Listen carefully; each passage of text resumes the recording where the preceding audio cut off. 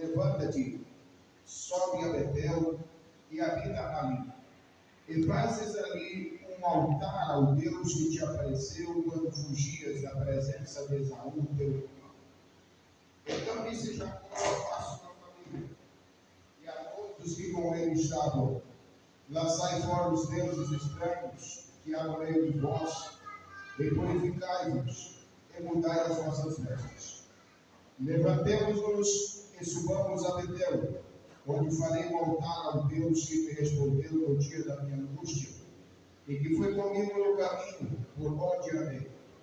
Então deram a Jacó todos os deuses estranhos que tinham nas mãos, e as argolas que lhe prendiam nas orelhas, e Jacó o escondeu debaixo do carvalho que está junto a Siquém. Então partiram, e o terror de Deus caiu sobre a cidade que estavam ao redor deles, e não seguiram os filhos de Jacó. Assim chegou Jacó à luz, que está na terra de Canaã, isto é Betel, e ele e todo o povo que com ele havia. Ele ficou ali um altar e chamou aquele lugar El-Betel, porque ali Deus se tinha manifestado quando fugia de seu irmão. Poderoso Deus, nós te louvamos, exaltamos a ti, por causa da tua palavra, e a tua palavra ao longo dos anos sofreram grandes ataques, Pai Santo, a fim de quererem eliminarem, e não chegasse até a nós o conhecimento dessas palavras. Mas o Senhor as preservou e chegou até a nós, Senhor, nos nossos tempos, o conhecimento do Deus da história. Portanto, queremos diante de ti buscar a direção dos céus, a orientação do teu Espírito, para tirarmos aqui lições profundas de aprendizado para as nossas vidas, para a edificação do corpo de Cristo e para o fortalecimento da nossa fé. Em nome de Jesus buscamos a tua orientação, hoje e sempre. Amém. Podeis entrar nas suas. Meus amados, nós estamos há dias estudando acerca do cristão avivado, da vida espiritual e a natureza carnal. Nós já aprendemos muitas coisas através dessas ministrações, em que somos detentores de duas naturezas: uma natureza carnal, humana, física, e uma natureza espiritual. Temos o nascimento que é feito por pai e mãe, da qual viemos na existência como indivíduo de pessoas nesta terra, e temos o nascimento que vem de Deus, que é o nascimento espiritual. Portanto, gerado duas vezes: primeiro, pela vontade humana, e segundo, pela vontade de Deus. Hoje, nós queremos nos atermos a esta situação acontecida com Jacó e extrairmos para nós uma profunda lição. Primeiro, nós temos que entender que Jacó, ele teve problemas com seu irmão, e por causa desses problemas com seu irmão, ele teve que sair fugindo da casa de seu pai, enviado pelo seu pai para a terra de Canaã. E nessa jornada, sendo jurado de morte pelo seu irmão Esaú, ele teve um encontro com Deus. E nesse encontro com Deus, ele teve uma visão.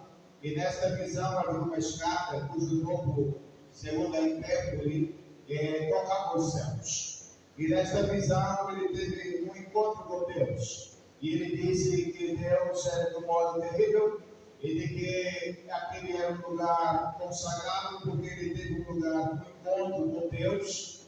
E nesse encontro com Deus ele tem algumas profundas revelações, ao ponto dele dizer: esta é a casa de Deus, e Deus está nesse lugar, e eu não sabia. Então Jacó passa a ter um encontro com Deus, e Deus ali falou com ele, e ele esteve ali no diálogo com o Senhor, e o Senhor prometeu a Jacó que o guardaria, que o livraria, que daria vitória, se ele andasse nos caminhos que andou seu pai Isaac. E Jacó, que posse dessas promessas da parte do Senhor, ele foi morar na terra de Canaã, foi para a terra de Labão, seu sogro, esteve ali por longos tempos, depois, voltando agora para o encontro do seu irmão Esaú, ele veio de volta. E agora Jacó com seus filhos, e nós sabemos que Jacó tinha uma única filha, uma única mulher, e na terra de Siquém, o príncipe de Siquém se graçou com a Diná, e houve ali uma cilada aprontada pelos próprios filhos de Jacó, da qual trouxe novamente uma profunda angústia na vida de Jacó. Jacó tinha tido um encontro com Deus, ficou bem crente, bem animado, foi a Padã, estava naquela fé toda, mas o tempo foi passando e ele foi se esquecendo dos juramentos que fez no Senhor. Agora, de volta, ele volta a estar em angústia, volta a estar em aperto, de sorte que eles eram um pequeno grupo, e ele então agora se sentiu acuado, se sentiu apertado, e sabia que os reis, porque era um príncipe, e eles haviam atentado contra isso. Então agora ele dizia: esse povo vai me perseguir, vão me matar, puseram os dedos sobre mim. E quando Jacó está em aperto, o Senhor Deus então vai aparecer a Jacó. Então disse Deus a Jacó: levanta-te, sobe a Betel, habita ali, e faz ali um altar ao Deus que te apareceu, quando fugias da presença de Esaú, teu irmão. Quando ele está em aflição, Deus o convida a voltar aonde ele havia se encontrado com Deus lá atrás. É comum na jornada cristã que as pessoas às vezes têm um encontro, uma experiência com Deus, e por causa daquela experiência, traz a ele um despertamento. Esse despertamento vai trazer para ele alguns momentos de alegria e alguns momentos espirituais de vida, e ela vai ficar bastante animada. Porém, se você não manter a chama acesa, se você não cultivar essa experiência por longo prazo, se você não manter o chamado fruto do Espírito, longanimidade, ou manter o ânimo por muito tempo, se você não conservar esta esperança, se você não conservar este temor de Deus, a tendência é se esfriar e acabar se esquecendo dos feitos. Por essa razão, muitas pessoas têm uma experiência espiritual, ela tem um encontro com Deus, algo marca a sua história, mas ao passar dos anos, ela volta a se esquecer daquilo que antes foi algo marcante para a sua história.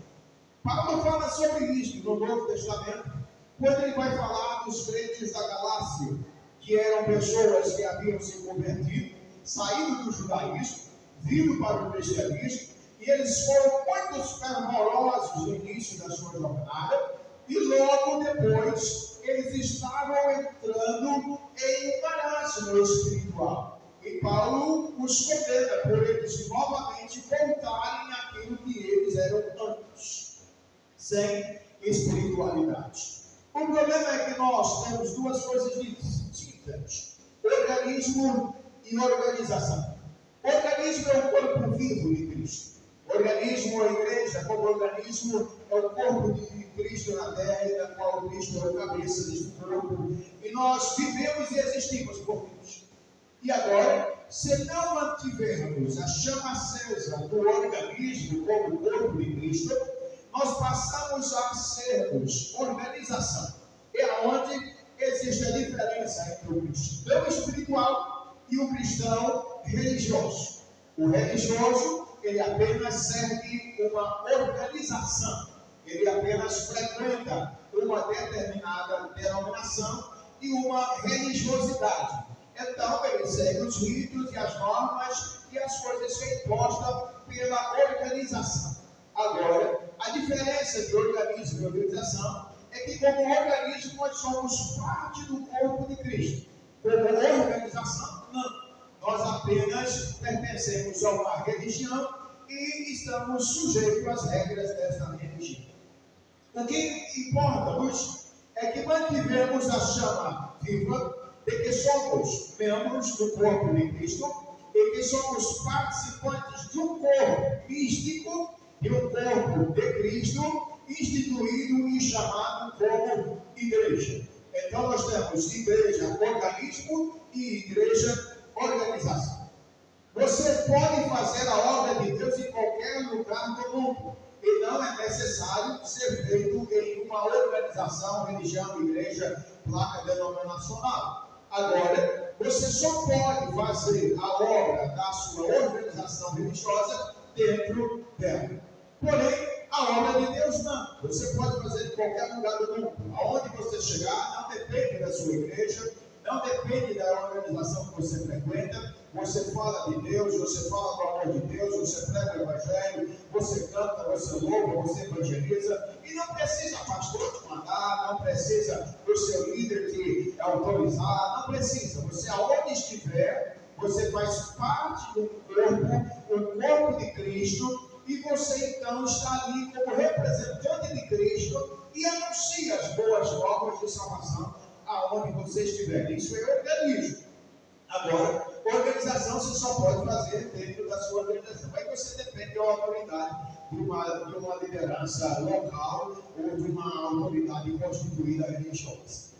Para fazer a obra da religião, você só pode fazer dentro da religião. Agora, como organismo, o corpo de Cristo, você pode fazer em qualquer lugar do mundo. Então, se você depende de uma autorização, se você depende de uma delegação, de uma liderança religiosa para fazer algo para Deus, você é apenas religioso. Mas se você é servo de Deus, faz parte do organismo que é o corpo de Cristo, então você não depende de autorização de ninguém. Você já pode sair evangelizando, pregando, falando de Deus em qualquer lugar do mundo que você se encontrar, sem dificuldades alguma. E isso faz diferença entre ser espiritual e ser carnal. Carnal vive segundo as regras concernentes a esta vida, a estas organizações. Agora o espiritual não. Vive segundo a orientação de Deus, movido pelo Espírito, e aonde ele estiver, está sendo representante do corpo de Cristo. Entenda isso. O que eu quero dizer com isso é que muitas vezes você começa no Espírito e termina na carne. Eu quero dizer que se nós não vigiarmos, se nós não cultivarmos uma vida espiritual saudável, como organismo de Cristo, a tendência é nos aprisionarmos na religiosidade. E aí a gente deixa de ser corpo para ser frequentador de igreja, frequentador de religião, e aí você segue a religião e não a Cristo. Quando alguém me pergunta alguma coisa, você diz bem simples assim: olha, eu não faço porque a minha religião não permite. É você um religioso. Agora, quando você diz eu não faço porque isso desagrada a Deus, eu não faço porque isso não é a vontade de Deus, eu não faço porque isso não tem a bênção de Deus, você é organista. Agora, quando você não faz simplesmente porque a sua religião lhe proíbe, então você é um mero religioso. E não é porque você quer agradar a Deus, mas quer agradar a religião ou a liderança de uma religião que você frequenta.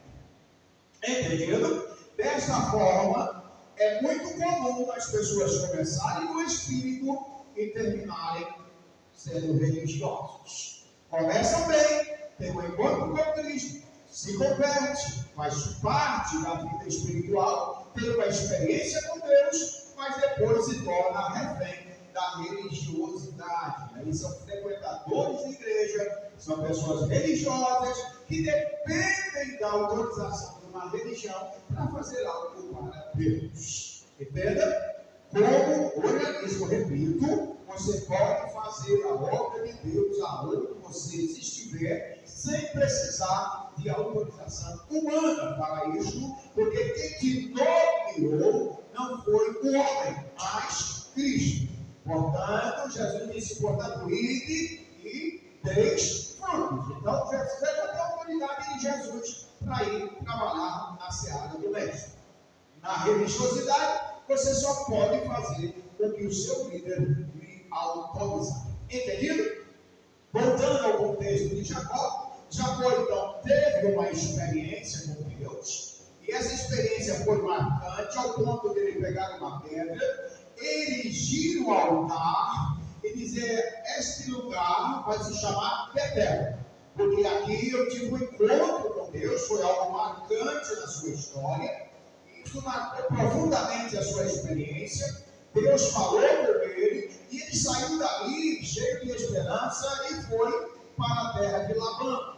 E lá ele passou anos e veio a se esquecer desse compromisso de temor de Deus que ele tinha, na experiência que ele teve em Betel.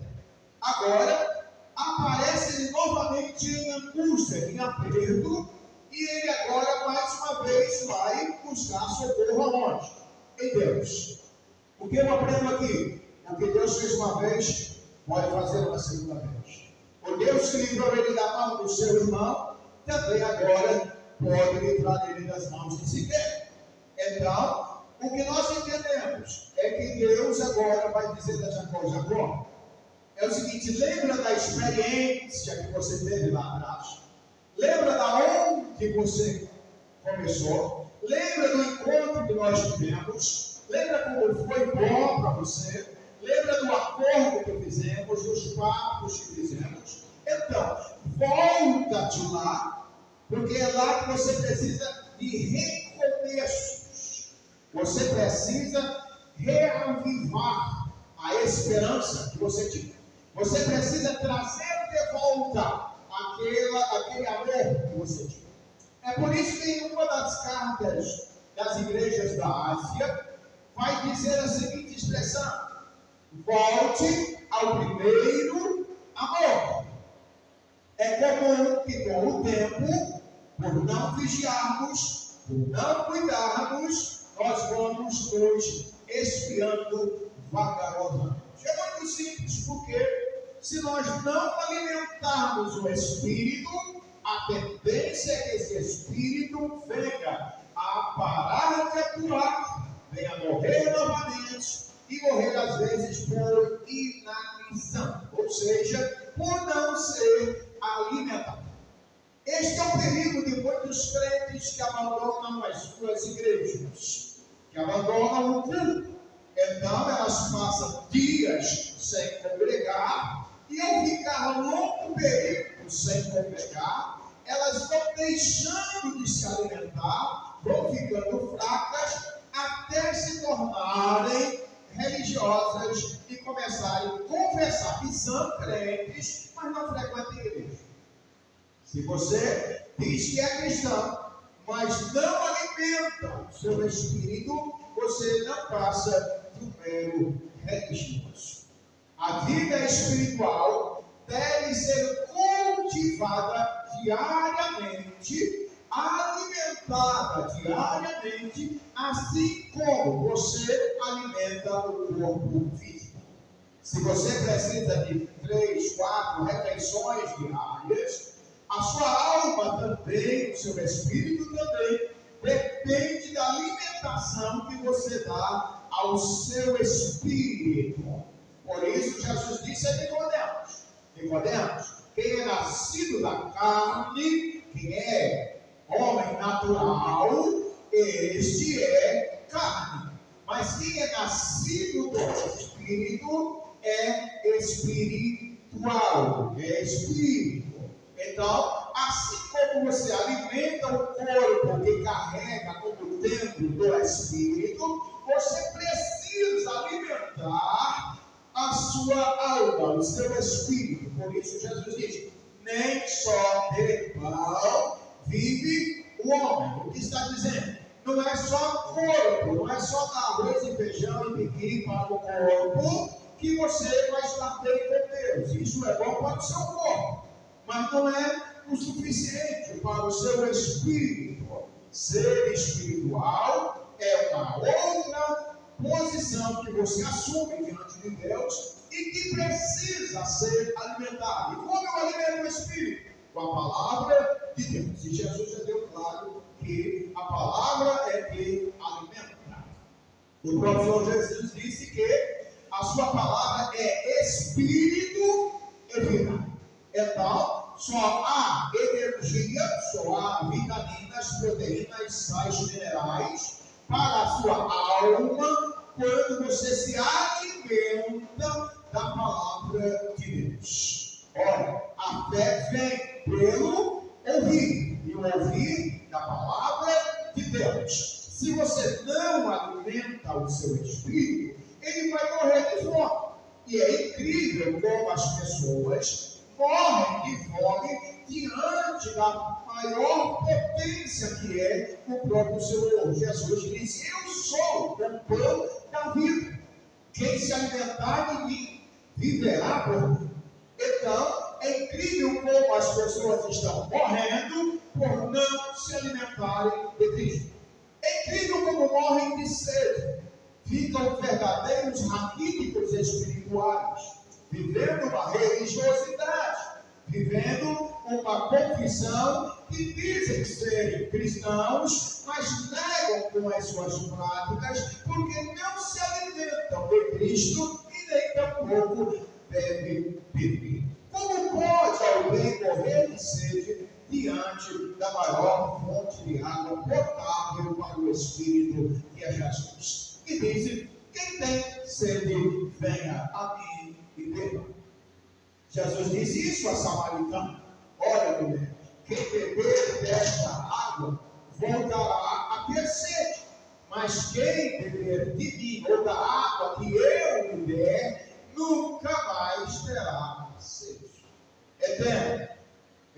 Paulo fala sobre isso, falando ao jovem pastor Timóteo, acerca da diferença entre você cuidar do corpo e você cuidar do espírito.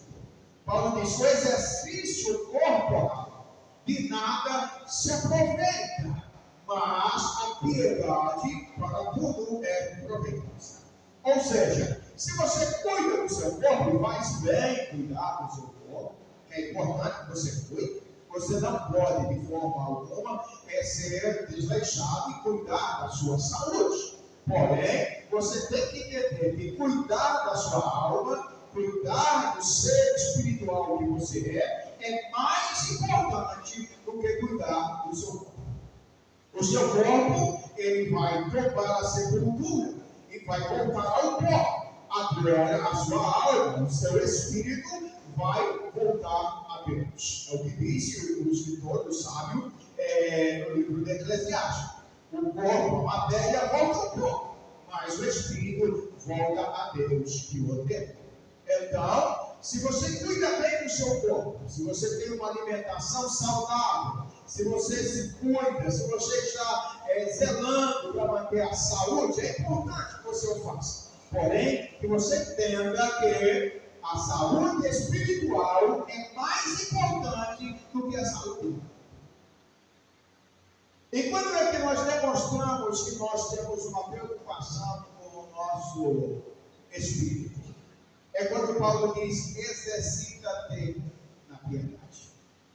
Quando Paulo está dizendo, é importante que você marque, é importante que você faça exercício, que você não seja acomodado, que você tenha um monte de coisas de benefício para o seu corpo. Mas o que Paulo está dizendo é que a vida espiritual, ela é uma necessidade constante de exercício, de prática, de buscar, de desejar, de almejar. Então você tem que entender que ser espiritual exige de você um cuidado com o seu ser espiritual. Então você precisa alimentar. O sábio disse uma certa vez que os ouvidos provam as palavras, assim como o paladar prova, melhor dizendo, o paladar prova a comida, assim como o ouvido prova as palavras. Então, quando você está ouvindo coisas que não alimentam o seu espírito, você está alimentando a sua carne. Agora, quem é que vence? O espírito ou a carne? Vence aquele que você alimentar melhor. Uma certa ocasião, questionado, o Senhor Jesus disse: olha, a carne é fraca, mas o espírito está sempre pronto. Quando é que o meu espírito está pronto? Quando eu alimento ele mais do que a minha carne. É por essa razão que existe o jejum. O jejum é uma demonstração que você está cuidando da parte espiritual. Se você está cuidando da parte do seu espírito, sacrificando a sua carne, você está fortalecendo aquilo que é mais importante, que é a sua alma. Entenda isso.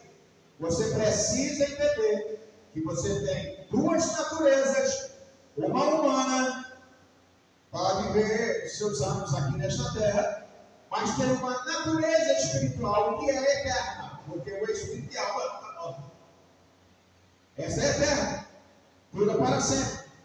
O corpo vai à sepultura, mas o ser espiritual vai se encontrar com Deus. E depois será julgado se vai ficar na glória ou se vai ser lançado no inferno. Então, se você tem aí uma oportunidade de cuidar do seu espírito, cuide. O problema de Jacó é que ele começou bem e terminou indo para a frieza espiritual. E esta frieza espiritual volta a assolar a humanidade evangélica dos nossos tempos. As Escrituras afirmam que entre os sinais da volta de Jesus existe um sinal chamado apostasia. Apostasia é o esfriamento vagaroso da fé. Devagarzinho, lentamente, é crônica e vai devagarzinho aniquilando as forças que você tem. Ao ponto de você ir enfraquecendo, enfraquecendo, enfraquecendo, até virar refém da sua própria religiosidade. Entende? O diabo, ele anda ao derredor como um leão bramando e rugindo, buscando quem possa tragar. E ele não é bom. Não vai buscar a ovelha forte. Vai buscar a ovelha que já está fraca, por já não andar junto com as demais do rebanho. Ela se afasta. E ovelhas que vivem isoladas vira petisco de lobo. Então, cuidado. Não pense que você sozinho vai chegar em algum lugar. Vivemos em uma geração de pessoas que estão se afastando dos templos, se afastando das igrejas, se afastando dos cultos e achando que pode ser autossuficientes religiosos ou autossuficientes espirituais, achando que pode congregar em casa. São os conhecidos atuais, conhecidos como os desigrejados. Pessoas que dizem ser cristãos, mas que não têm uma igreja para frequentar. Se você está vivendo isolada, se você está afastada do rebanho, a grande possibilidade de você ser arrebatada pelas garras do lobo é muito grande. Então, cuidado. Ovelha, elas têm uma característica peculiar. Elas andarem juntas, pastarem juntas, andarem lado a lado e às vezes até se explicando uma nas outras. É uma característica da ovelha. A ovelha tem a tendência de elas estarem, quando satisfeitas, juntas no rebanho e estarem abrigadas e elas se ajuntam pelas uma junto com a outra, a fim de fortalecer e cuidar uma das outras. Viver isolado é um perigo, porque você se sente fraco. Eu até hoje, depois de mais de 30 anos de crente, eu nunca vi uma pessoa que se afastou da igreja e ficou mais espiritual. Eu nunca encontrei uma pessoa que disse, eu vou dar um tempo, e ficou mais crente, agora ficou cheia da graça de Deus e de unção, de autoridade, de poder, porque ela se afastou da igreja. Eu nunca encontrei pessoas assim. Por anos de experiência, todos aqueles que decidiram deixar o rebanho e se viverem isolados, sofreram o afastamento espiritual. A apostasia é uma marca dessa nossa geração, de pessoas que acham que não precisam uma das outras. E isso é egoísmo. E isto é uma forma deliberada de se afastar do corpo. É uma forma de viver isoladas do corpo. Eu já disse e repito: não existe vida fora do corpo. E se você faz parte do corpo de Cristo, você tem que estar ligado nele. Não dá para dizer que é parte do corpo de Cristo e não ser o conjunto de pessoas com os mesmos ideais, com os mesmos objetivos. Jacó agora, então, ele vai conversar com Deus e Deus diz: olha, Jacó, é simples. É só você voltar a Betel. E Betel, como disse o próprio Jacó, foi um lugar que ele iniciou a pedra, ele fica no altar, ele disse: ali era a casa de Deus. Então, o que ele está dizendo? Volta para a casa de Deus. Ele está dizendo: olha, deixa desta bobeira de achar que você é autossuficiente, que você dá conta de ser crente sozinho. Ele está dizendo: volta a Betel. Por isso que o texto está dizendo: então disse Deus a Jacó: levanta-te e volta ou vá até, ou sobe até Betel. E Deus ainda diz para ele: olha, sobe até Betel, porque lá é o lugar que você mesmo disse que é a casa de Deus. Então volte para a casa de Deus. Volte a fazer parte do rebanho. Volte a fazer parte do corpo. Volte a frequentar os cultos. Volte a frequentar aquele encontro com Deus que você tinha, que você fazia quando você se converteu. Então, se você é crente e se afastou, você só foi de mal a prova. Você só perdeu o ânimo, perdeu a vontade. E a gente conhece algumas pessoas que estão sentadas à beira do caminho, tristes, amarguradas. Pessoas que estão sofrendo porque se afastaram do rebanho, se escandalizaram com as pessoas. Eu até digo a você que servir a Cristo não é difícil. O difícil é conviver com os seguidores de Cristo. Porque esse pessoal, nem todos que estão dentro de uma igreja são espirituais. Boa parte são religiosos. Enquanto Jesus estava curando e fazendo milagre, tinha discípulos disputando para saber quem era o maior. Enquanto Jesus estava preocupado em pregar o Evangelho e trazer as boas novas à humanidade, tinha discípulos se preocupados quem ia sentar à direita e quem ia sentar à esquerda. Então, ser crente, Jesus nunca te magoou. Jesus nunca te decepcionou. Jesus nunca te fez algo que merecesse o seu afastamento do seu povo. Se as pessoas te magoaram, Cristo não é culpado.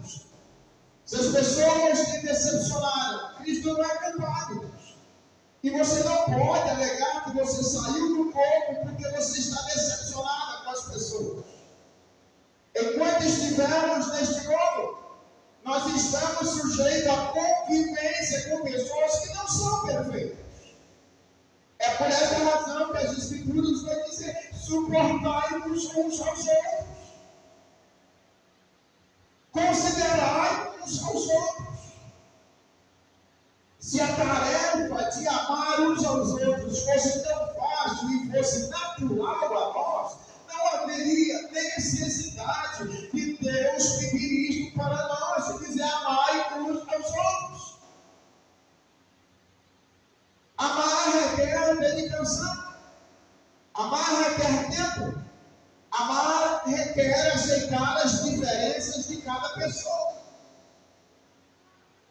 Jesus disse: pois amar somente os que vos amam, que proveitam a isto.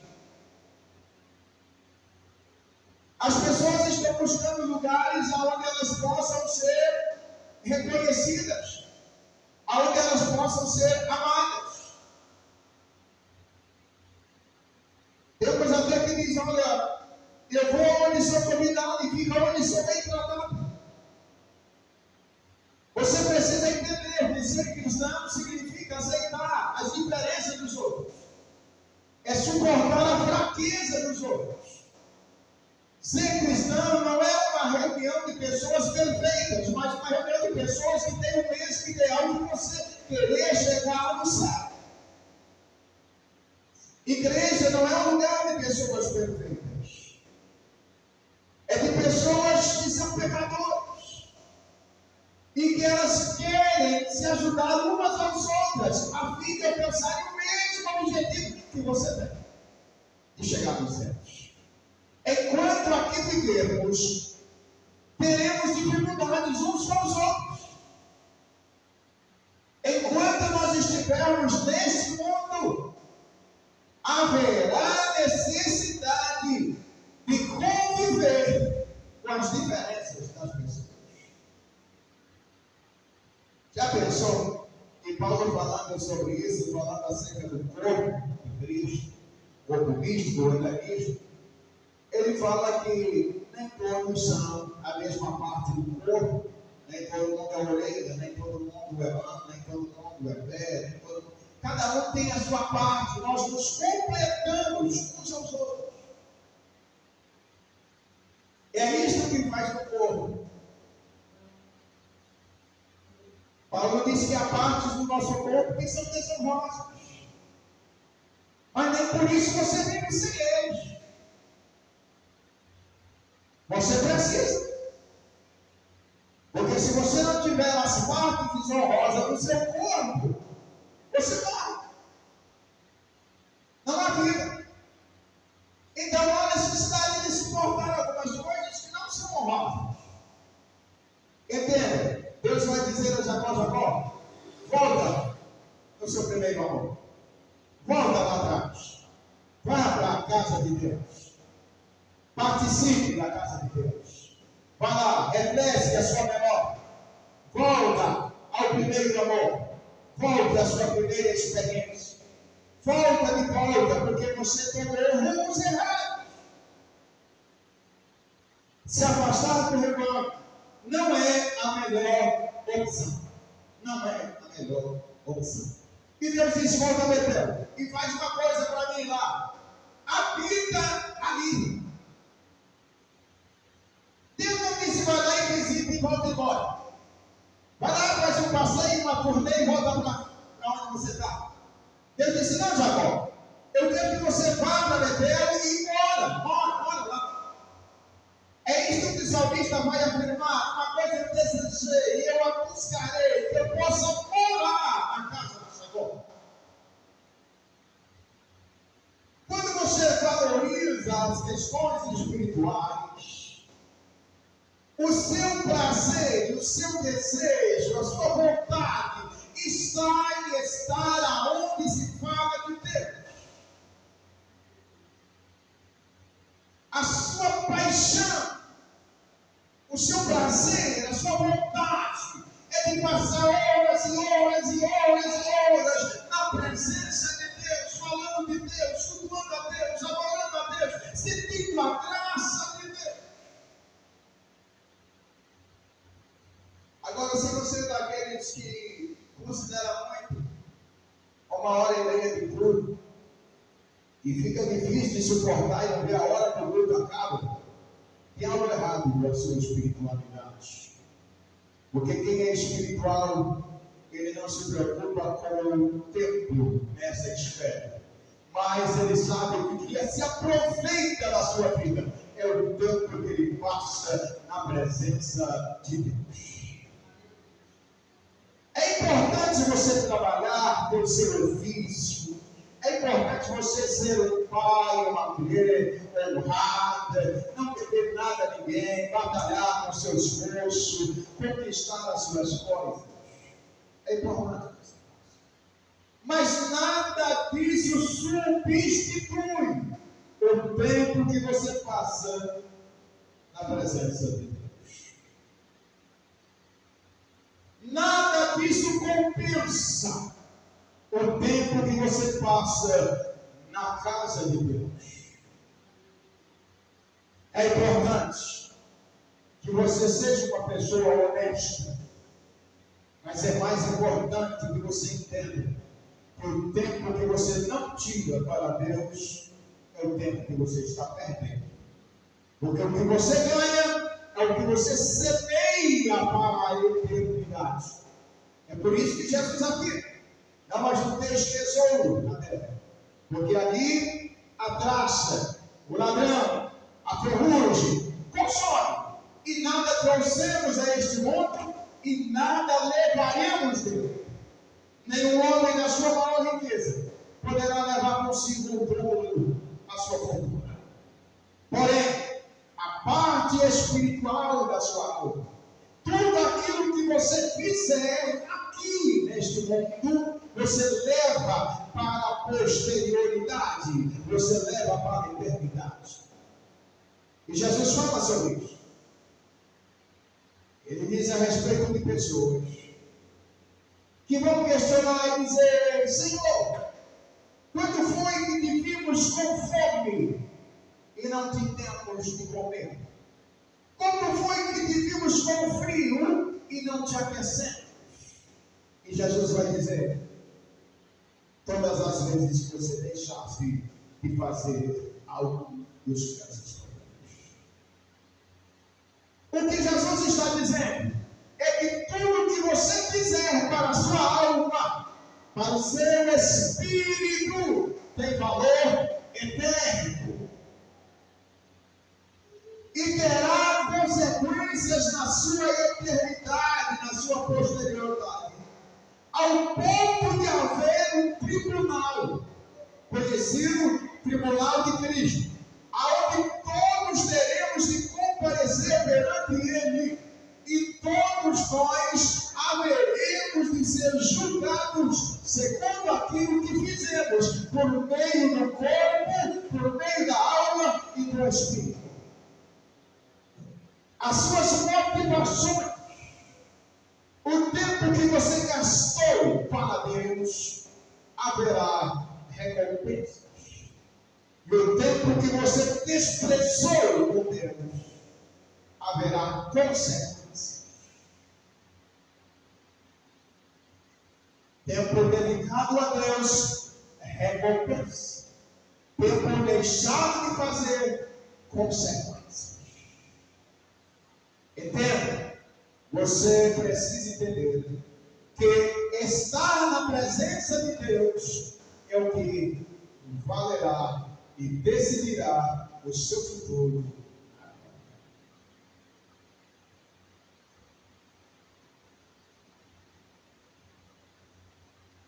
Aqui nesta vida, nós precisamos, como espirituais, investir nas coisas do Espírito. Paulo fala sobre isso aos Gálatas, sobre os frutos do Espírito e os frutos da carne.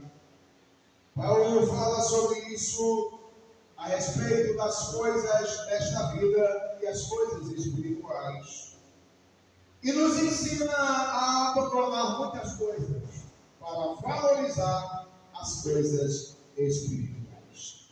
Jesus então conclui: aquele que amar, aquele que ganhar esta vida, falando na vida eterna, perderá a vida futura, a vida eterna.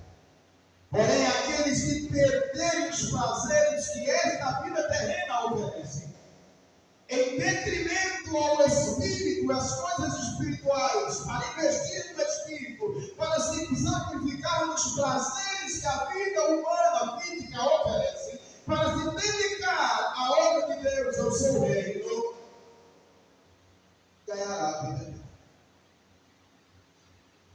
O que você está semeando? O que você está plantando? Aonde você está investindo? Nesta vida ou na futura? Nesta esfera terrestre ou nas coisas dos céus? As coisas dos céus, hoje você tem, amanhã da terra, hoje você tem, amanhã você pode não ter nada. Mas as coisas espirituais, ninguém tirará de você. Porque o depósito não é feito em um banco terrestre, mas no banco celestial. E Deus não se esquecerá de nenhum dos seus atos. Tudo será recompensado, galardoado. Ele retribuirá a cada um segundo o que houver feito.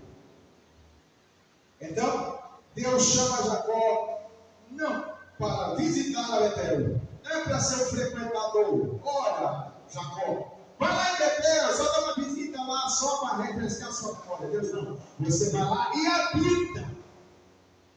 Faça da casa de Deus uma morada. Você mora lá. É isso que Deus quer. É que você mora na igreja. É comum você ver alguém dizer, fulano agora mora na igreja. Eu já ouvi isso muitas vezes. Fulano agora só tem tempo para a igreja. Fulano agora só falta morar na igreja, eu não saio da igreja. É porque eles não entendem a diferença de ser espiritual e ser meramente carnal, vivendo segundo o mundo. O espiritual está investido no seu futuro, está investido nos céus, e ninguém que investe nos céus toma prejuízo. Isso vale para todas as esferas.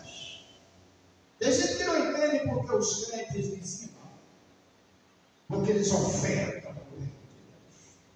E eles tentam combater de todo jeito. Você está dando dinheiro para o pastor, você está ajudando o pastor lá, você está fazendo isso, pega o seu dinheiro e faça isso, faça aquilo, faça aquilo. Eles não entendem que você não está fazendo isto porque a religião lhe obriga a fazer. A religião não faz isto com você. Você está investindo no banco celestial. Todas as vezes que você dizima, você está ofertando para a propagação do Evangelho. Você está investindo para que as portas das igrejas continuem abertas. Você está investindo para que a igreja continue a tarefa da evangelização. Eles não entendem isso. Eles não compreendem o porquê você faz isso. Deus diz, olha, habita aqui. Agora, tem uma coisa. Não é só chegar lá, fazer uma casa, uma tenda, morar lá e ficar lá. Deus diz, olha, Jacó, é o seguinte. Você sobe a Betel, do lugar que eu te encontrei. Mora lá, mas não esqueça, é preciso fazer um altar. Há pessoas que frequentam as igrejas, mas não agora. Elas até vêm nas igrejas. Ela até vai a uma reunião de culto, mas não cultua. Elas passam 1h30 de tempo perdido dentro da igreja. Elas são boas frequentadoras, mas não são boas adoradoras. Elas não participam da liturgia do culto, da adoração, da glorificação, da exaltação de Deus durante a ministração. Elas ficam nos seus cantos como se fossem telespectadores assistindo a um espetáculo. Você, quando for à igreja, não seja um mero frequentador, seja um participante, seja de fato um adorador. Você não vai à igreja porque marcou um encontro com amigos, você vai à igreja para cultuar o Senhor. Então entre na atmosfera da adoração, participe do início ao fim da adoração ao Senhor, do culto a Deus, e você verá a grande diferença que isso vai fazer. Não se distraia, nem mesmo dentro das igrejas. Religioso bate cartão. Adorador não. Adorador, ele entra adorando e sai adorando. Porque a esfera, o momento, o ambiente da adoração para ele é aquilo que alimenta a sua alma, o seu ser. E ele é feito na essência adorador. Então o pregador está pregando e ele está cultuando, ele está realmente concordando. O pregador está dizendo Deus salve, ele está glória a Deus, amém, é verdade. Deus está fazendo obra, ele, amém, é verdade. O pregador está dizendo Deus vai curar, é verdade, aleluia, glória a Deus, ele vai curar mesmo. Isto é parte da adoração, da essência de um adorador. Frequentadores de igreja nem sempre são adoradores. Jesus foi em um culto doméstico. E quando ele chegou nesse culto doméstico, na casa de um homem chamado Simão, e ele estava lá na casa de Simão, e de repente entrou uma mulher e veio por detrás. E essa mulher pegou um vaso de perfume, pinado puro, e derramou sobre Jesus. Simão, com tudo dentro de casa, Jesus dentro da casa dele, que poderia estar infeliz da vida pela presença de Jesus dentro da casa dele, porque Jesus se dignou e entrar na sua casa. Simão estava observando o que Jesus fazia ou deixava de fazer. E no seu coração, ele estava dizendo: se este fosse profeta, saberia a índole desta mulher. Enquanto Simão se preocupava com a religiosidade, a mulher o adorava. Enquanto Simão estava preocupado com protocolos, com regras, com normas, a mulher estava chorando aos pés de Jesus. E Jesus ouvindo, ou melhor dizendo, Jesus sabendo o que Simão estava pensando, Jesus disse: Simão, deixa-me fazer umas perguntas. Eu entrei aqui e não me deste uma bacia para lavar os pés. Eu cheguei aqui e não me deste um ósculo, como é costume. Eu vim aqui e você nada fez. Mas esta mulher, desde que chegou, não cessa de fazer estas coisas. Religiosos se preocupam com regras, normas, protocolos, mas adoradores não estão nem aí para o que vão dizer a respeito da sua adoração. Ele vem na igreja, ele quer adorar, não importa as circunstâncias, ele vai adorar, ofertar o culto, ele trouxe para o Senhor. Deus disse: olha, faz um altar. Porque você precisa entender que estar morando na igreja não é o suficiente. Você tem que fazer da igreja, de fato, um lugar de adoração. Jesus até foi numa igreja. Ele foi lá no templo ver como que andavam as coisas. E quando chegou lá, encontrou cambistas, encontrou um monte de gente lá, no maior comércio, no maior movimento. E Jesus, então, com o zelo de Deus, começou a derrubar as mesas e disse: a minha casa é casa de oração, e vós transformais em convite de ladrões. O que você está fazendo dentro de uma igreja? Você é adorador? Ou você só está ouvindo o que estão dizendo os murmuradores? Você frequenta uma igreja e de fato você está preocupado com a presença de Deus dentro dela? Ou você está indo para ver a última novidade gospel do mercado? Você de fato é um adorador? Então, quando você entrar na igreja, há um recado para você no livro de Eclesiastes. Guarda o teu pé quando entrares na casa de Deus, e não permita que a sua boca prometa coisas a Deus, as quais você não está disposto a fazer.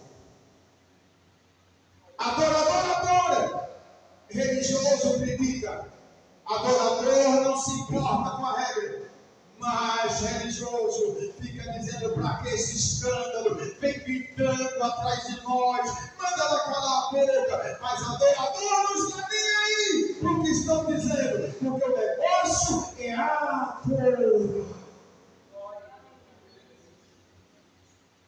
Finalizamos aqui hoje. A grande diferença entre você começar bem no espírito e cultivar você deve manter acesa a chama avivada do Espírito dentro de você. Não deixar fazer de você um mero religioso, um frequentador de igreja, mas não é um adorador. Se acostumou com a reunião, se acostumou com a frequência, se acostumou com o local e acha que tanto faz, como se fosse o sofá da sua casa. Não, este não é o sofá da sua casa, este é o lugar da adoração de Deus, aonde Jesus garantiu estar presente todos os dias, até que o mundo se acabe. A igreja é o lugar da adoração. É porque aqui você edifica um altar. E de nada adianta altares vazios. Altar tem que estar ofertando sacrifício. É por esta razão que no livro de Levíticos há uma ordem, e o fogo arderá continuadamente sobre o altar. Se você deixou